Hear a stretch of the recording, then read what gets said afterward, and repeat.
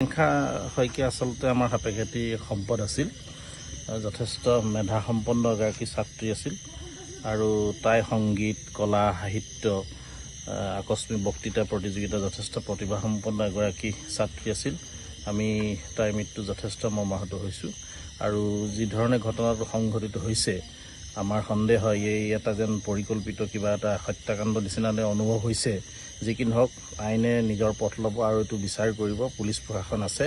আমি বিচাৰোঁ যে ড্ৰাইভাৰজনক সোনকালে বিচাৰি উলিয়াই যথাযোগ্য শাস্তি প্ৰদান কৰিব লাগে। আমি সেই বুলিয়ে ভাবিছোঁ স্থানীয় এজন ব্যক্তি হিচাপে। এইটো আমি এতিয়াও যিটো ঘটনা ঘটিলে অতি দুৰ্ভাগ্যজনক ঘটনা, আকাংক্ষা যে আমাৰ মাজত নাই এই কথাটো আজি আচলতে আমি মানি ল'বই পৰা নাই। মই আচলতে মোৰ বন্ধু ছোৱালী আৰু মই একেবাৰে সৰু কেঁচুৱাৰ পৰা পাইছোঁ কোলা বুকুচালৈ ডাঙৰ দীঘল কৰা আৰু পঢ়া শুনাৰ ক্ষেত্ৰতো তাই খুব ভাল মেধাৱী ছাত্ৰী আছিলে আৰু প্ৰতিটো বিষয়তে তাই পাৰদৰ্শী আছিল। নাচ, গান, কবিতা, আবৃত্তি, চিত্ৰশিল্প, নাটক সকলো ক্ষেত্ৰতে তাই লিখা মেলাকে আদি কৰি সাহিত্য চৰ্চাকে আদি কৰি সকলো ক্ষেত্ৰতে তাই আগৰণুৱা আছিলে আৰু আমাৰ এটি সম্পদ আজি আমাৰ মাজৰ পৰা হেৰাই গৈছে আৰু অতি দুৰ্ভাগ্যজনক কথা। এই কথাটোৱে আচলতে আমাৰ গোটেইখন সকলোকে কন্দুৱাইছে। যদিও তাই আমাৰ মাজত নাই, আমি তাইক সদায় তাইৰ স্মৃতিখিনি আমি জীয়াই ৰাখিবলৈ আমি চেষ্টা কৰিব লাগিব। আৰু এটা কথা, এই দুৰ্ঘটনাবিলাক যি ধৰণে ঘটিছে ইয়াতে যথেষ্টখিনি প্ৰশাসনৰ কৰিবলগীয়া আছে বুলি ভাবিছোঁ আমি। আৰু অতি ৰহস্যজনক এটা পথ দুৰ্ঘটনা হৈছে। আমি CCTV ফুটেজবিলাকো দেখিছোঁ, বিভিন্ন সংবাদ মাধ্যমত প্ৰকাশ কৰিছে আৰু তাত পুলিচ প্ৰশাসনো তাতে উপস্থিত হৈছে। কিন্তু অতি দুৰ্ভাগ্যজনক কথা, আমাৰ এটাই কথা যে যিজন গাড়ী চালক তেওঁ গুৰুতৰভাৱে আহত হোৱা নাছিল আৰু তেওঁক পুলিচ প্ৰশাসনে পাইছিল আৰু তাইৰ বান্ধৱী লগৰ এগৰাকীও তাইৰ হস্পিটেলত য'ত দুৰ্ঘটনা ঘটিছিলে ওচৰতে থকা হস্পিটেলখনত দেখা পাইছিলোঁ বুলি কৈছিলে আৰু তাত পুলিচ প্ৰশাসনৰ মানুহ আছিলে।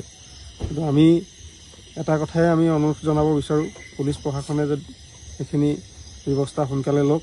সেই মানুহজন তেওঁলোকৰ নিশ্চয় চিনাকি হ'ব আৰু তেওঁলোকে ধৰি লৈ তেওঁক উচিত শাস্তি দিয়ক আৰু এজন যুৱক হৈ পেলাই তেওঁ তিনিগৰাকীকৈ যুৱতীৰ যিটো দায়িত্ব লৈ পেলাই গৈছিলে, তেওঁ এই মৃত্যু মুখত পৰা তিনিগৰাকীকৈ দুৰ্ভগীয়া যুৱতীক এৰি পেলাই তেওঁ কিয় পলায়ন কৰিবলগীয়া হ'ল। আৰু তাত পুলিচ প্ৰশাসন আছিল, পুলিচ প্ৰশাসনে পাইছে। আমি CCTV যিটো ফুটেজ, এক্সিডেণ্ট হোৱাৰ প্ৰায় কেইছেকেণ্ডমানৰ পাছতে পিছফালৰ পৰা পুলিচ প্ৰশাসন গৈছে। ইতিমধ্যে সংবাদ মাধ্যমৰ বিভিন্ন